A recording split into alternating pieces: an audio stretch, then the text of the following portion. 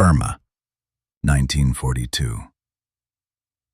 The Japanese guards ruled the camp with fear, until one prisoner broke the logic of fear itself. He was frail, starving, barely alive, yet he was the only man they refused to strike, the only man they whispered about at night, the only man whose silence felt dangerous. They didn't fear his strength. They feared the one thing he carried that no cruelty could reach. Tonight we answer one question.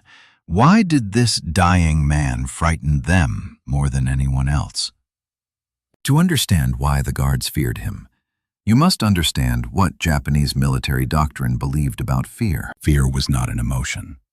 It was a tool, a predictable, mechanical instrument used to shape behavior. Pain creates obedience.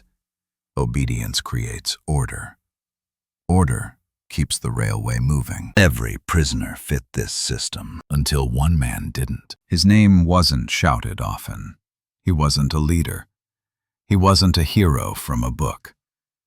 He was simply Carter, a British railway engineer caught in the collapse of Singapore. No rank, no muscle, no defiance. But what terrified the guards was this. Carter responded to suffering like it wasn't happening to him. Not numb, not brave, but operating on some internal axis the guards could not reach. A prisoner screams, the guard feels power. A prisoner begs, the guard feels control. A prisoner breaks, the guard feels order restored. But Carter did none of these. When punished, he breathed slow. When shoved, he steadied himself. When insulted, he didn't blink. He didn't play the role the guards needed him to play, and that was the first crack in their power. Because fear only works on those who are still emotionally alive. And Carter wasn't. He wasn't dead, but he was somewhere else, moving through the camp like a man whose soul had detached from the suffering around him. Guards didn't have a term for this, but evolution gave them instinct, and instinct told them something was wrong. In war, strength is not the most frightening quality. Predictability is. A predictable enemy can be controlled. A predictable prisoner can be broken. The Japanese guards could read every man in that camp. The rebels, they broke after enough beatings. The loud ones, they broke even faster. The quiet ones, they broke the moment hunger set in. With Carter, he belonged to none of these categories. His silence wasn't submission.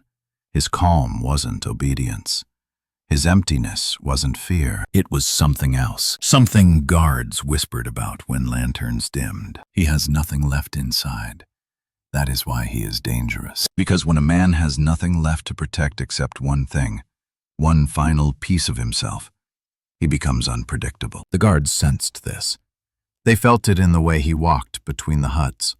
They saw it in the way other prisoners avoided looking directly at him, as if they too sensed he had stepped outside the normal boundaries of suffering.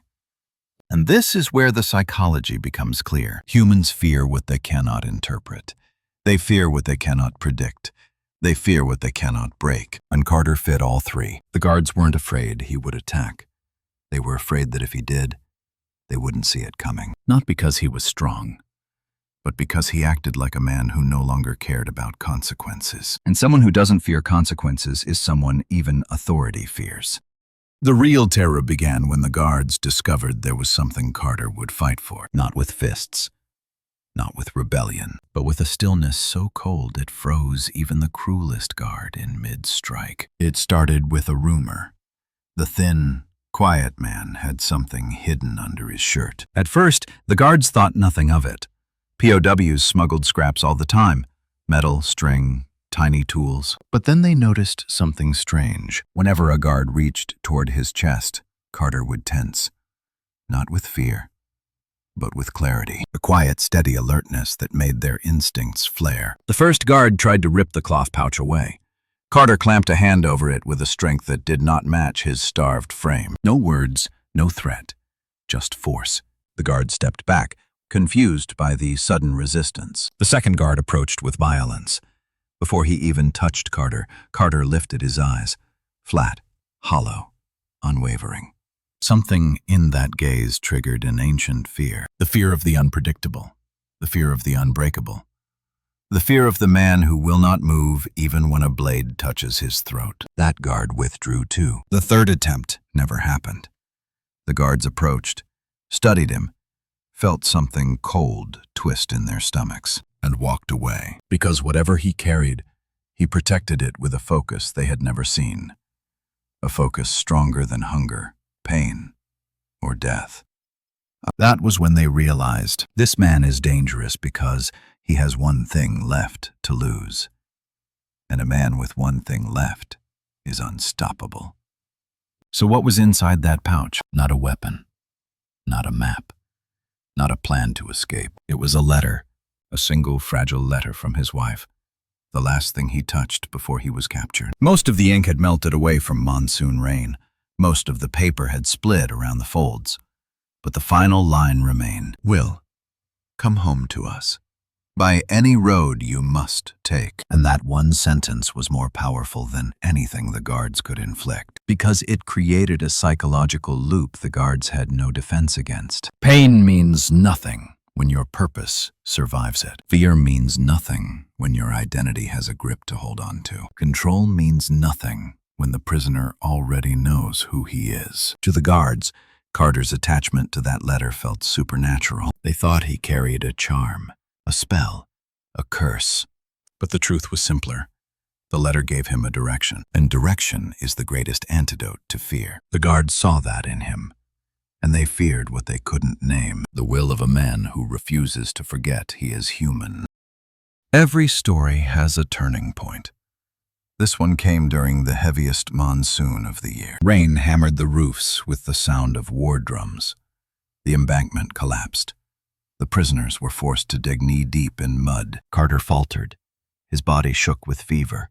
He leaned on his shovel. A brutal corporal spotted him. He stormed over like a storm given legs. He shouted at Carter. No reaction. He shoved him. Carter regained balance. He shoved harder. Carter rose again. No anger. No pleading, no fear. Just a man who refused to fall and stay fallen. The corporal struck him across the shoulders. Carter didn't flinch, struck again. Still nothing. The silence was louder than the rain. Other guards watched. Prisoners watched. The corporal, enraged by the lack of fear, drew his sword. The world froze. The blade hovered at Carter's throat. And finally, Carter spoke. Nothing you do will change who I am. The guards felt the truth of that line, a truth sharper than the sword, a truth that shattered the foundation of their control. The sword lowered. The corporal stepped back. The rain washed the moment clean. From that day forward, the guards did not touch Carter again. Because the moment a man proves your dominance meaningless, you stop being the master, and he stops being the prisoner. The answer becomes clear now. Why did the guards fear him? Because he represented everything their system could not explain and could not destroy. They feared him because he didn't react like prey. He didn't collapse like the others. He didn't respond to their violence. He protected something they couldn't touch. He had a will stronger than their cruelty. He was unpredictable, and unpredictability is terror. He reminded them that dominance has limits. He carried humanity they no longer understood. But the deepest reason? Because he showed them the one thing they could not control. A man who refuses to be broken. If you stay with me in the next stories, you'll meet others like him. Quiet shadows of history whose endurance frightened even the hardest men of the war. Stories where the question why leads us straight into the minds of those who survived the unimaginable. Stay close. There's more to uncover.